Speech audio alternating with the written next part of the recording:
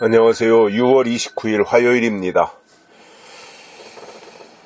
오늘 말씀은 민수기 21장 9절입니다. 모세가 놋뱀을 만들어 장대 위에 다니 뱀에게 물린 자마다 놋뱀을 쳐다본 즉 살더라. 아멘. 놋뱀을 쳐다본 즉 살더라. 왜 이러한 제도를 주셨느냐 하면 광야에 나온 이스라엘 백성들이 번번이 하나님을 원망합니다. 모세를 원망합니다. 왜 우리를 광야로 데리고 나와서 이 고생을 시키느냐 이겁니다. 애굽에 있었으면 그냥 누추하지만 자기들 집에 있고 나가서 노동을 하고 일을 해야 되니까 고되기는 하지만 그래도 먹고 사는 데는 특별히 문제가 없었는데 왜 난데없이 광야로 데리고 나와가지고 지질이 고생을 시키느냐 이겁니다. 순간순간 만난 일들을 그 앞에서 인도하시는 하나님께 감사했다면 참 좋았을 텐데 이들은 불평이 전공 과목이었던 거지요. 똑같은 일을 당했을 때 불평하는 사람들이 있습니다. 더러는 감사하는 사람도 있습니다. 하나님이 보실 때 누구 손을 들어주시겠어요? 감사하는 사람의 손을 들어주시지 않겠습니까? 이왕이면 불평보다는 감사하는 것이 좋고요. 그것이 하나님의 사람으로서 해야 될 일이고 광야에서는 더더군다나 인도하시는 하나님을 바라보고 그 하나님께 감사하는 것이 중요한 일이었는데 그것을 하지 못했던 거지요. 그래서 하나님이 불뱀을 보내신 겁니다. 그러니까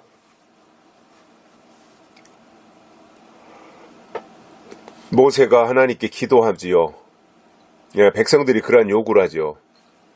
모세한테 하나님께 기도해서 이 뱀들을 우리에게서 떠나게 하소서. 그러니까 모세가 백성들을 위해서 기도했습니다. 그랬더니 하나님께서 모세에게 하신 말씀이 그래 좋다. 그러면 놋뱀을 만들어서 장대 위에 매달아라. 그것을 물린 자들이 쳐다보면 산다. 그러니까 불뱀에 물렸을지라도 불뱀에 물리면 독이 온몸에 퍼져서 불덩이처럼 열이 나서 죽는데 그때에 장대 끝에 매달린 놋뱀을 보면 산다 라는 공식을 사는 방법을 주신 겁니다. 그래서 모세가 얼른 놋뱀을 만들어서 장대 끝에 매다니까 불뱀에 물린 자들이 놋뱀을 쳐다보면 살게 됐다 이 말씀을 해주셨습니다. 그런데 이게 쳐다본다고 하는 게 그렇게 허락허락 쉬운 일은 아닙니다. 쳐다보면 사는데 그 쳐다본다는 게 그게 믿음이거든요. 자, 장대 끝에 매달린 이 놋뱀은 십자가에 달려 돌아가신 예수 그리스도를 상징하는 내용이죠. 그래서 이 믿음이라고 하는 것은 바라보는 거죠. 바라봄의 법칙인데 그게 쉬운 일이 아니더라는 거예요. 그냥 눈을 들어서 놋뱀을 보든 십자가를 보든 보면 되는데 아무나 그것을 볼 수 있는 것이 아니더라는 거예요. 그래서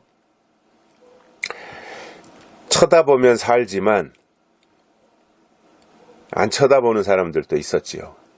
그러니까 그들은 아무리 놋뱀을 보면 사는 사는 법을 주셨어도 그들이 안 쳐다보면 살지 못하더라는 겁니다. 그래서 믿음은 바라보는 거예요.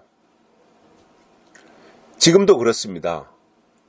지금 이 시대에도 믿음은 하나님이 주신 대상이 있어야 되잖아요. 대상.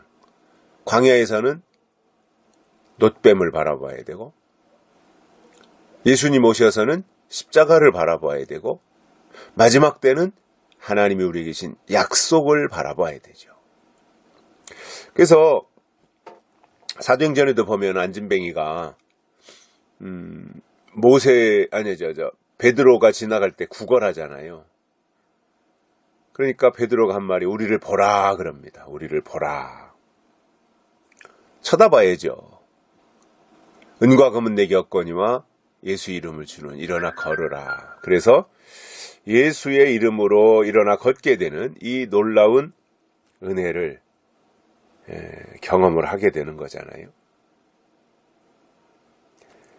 그래서 그들이 하나님이 주신 제도, 그것을 쳐다봐야 되는 거거든요.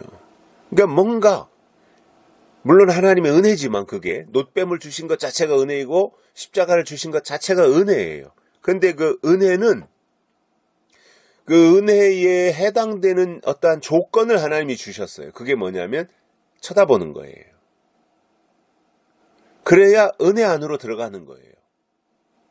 아무리 하나님이 계시록을 통해서 약속의 말씀을 이 시대에 주셨다고 할지라도 계시록을 통해서 주시는 말씀을 약속으로 바라보지 않는다면 그에게는 계시록은 그냥 글자에 불과한 거지 계시록 안에 담겨진 하나님의 능력을 경험하지 못하게 되는 거예요.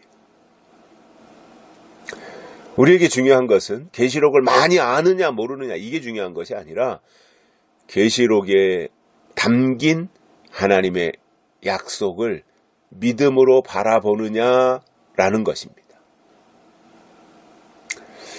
그게 능력이에요.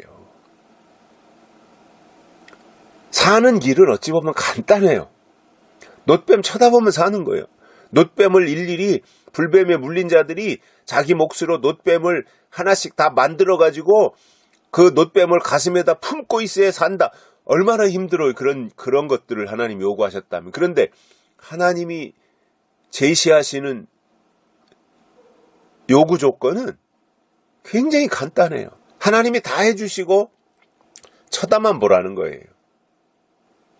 예수님이 고난을 다 감당하시고 십자가 짊어지시고 갈보리 언덕으로 올라가셔서 골고다로 올라가셔서 거기서 십자가에서 물과 피를 다 쏟고 돌아가시는 그 고통을 예수님이 다 짊어지셨고 그 이후로 그 예수님이 담당하신 고난의 십자가를 바라만 보면 되는 거예요.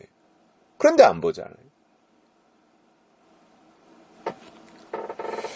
그 쉬운 방법도 안 하고 또 하나님이 사람들에게는 어찌 보면 가장 쉬운 것을 요구하세요. 할 수 있는 것을 하나님이 요구하시는 거지 못할 것을 하나님이 요구하시진 않는다는 거죠.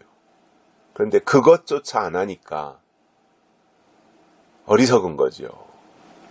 그래서 이 세상에서 가장 어리석은 사람이 누구냐면 하나님을 모르는 사람들이에요. 잘난 체는 어지간히 하는데 그들이 가장 어리석은 사람들이에요. 또 두 번째로 어리석은 사람들이 누구냐? 교회 안에 머물러 있으면서 그 시대에 따라서 주시는 하나님의 요구가 뭔지 모르고 그냥 믿기만 하면 된다고 생각하는 사람들. 어리석은 사람들입니다. 저는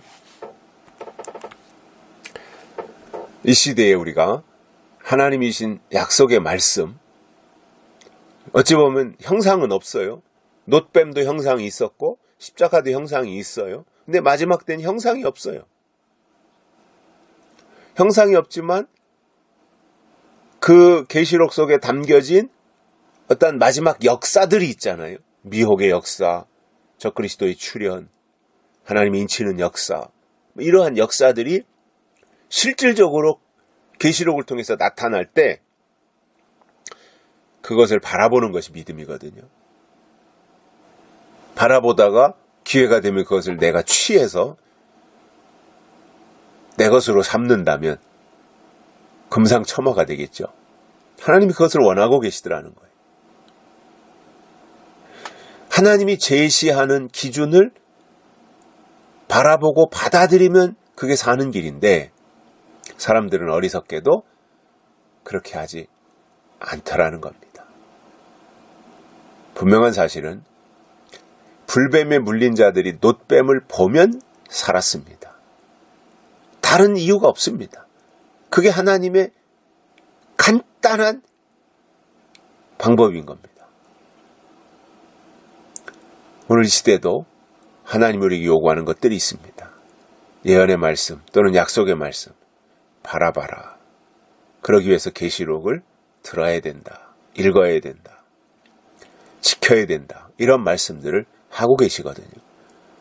그 말씀 속으로 들어가서 그 말씀을 바라보면 분명히 사는 길이 열립니다. 불뱀에 물린 자들이 장대 끝에 매달린 놋뱀을 보면 살았습니다. 죄로 말미암아 죽었던 사람들이 십자가의 예수를 바라보면 살았습니다. 마지막 때도 미혹이 죄인데 그 미혹에 빠진 사람들이 사는 길은 하나님의 약속을 바라보는 데 있습니다. 여기까지 하겠습니다. 감사합니다.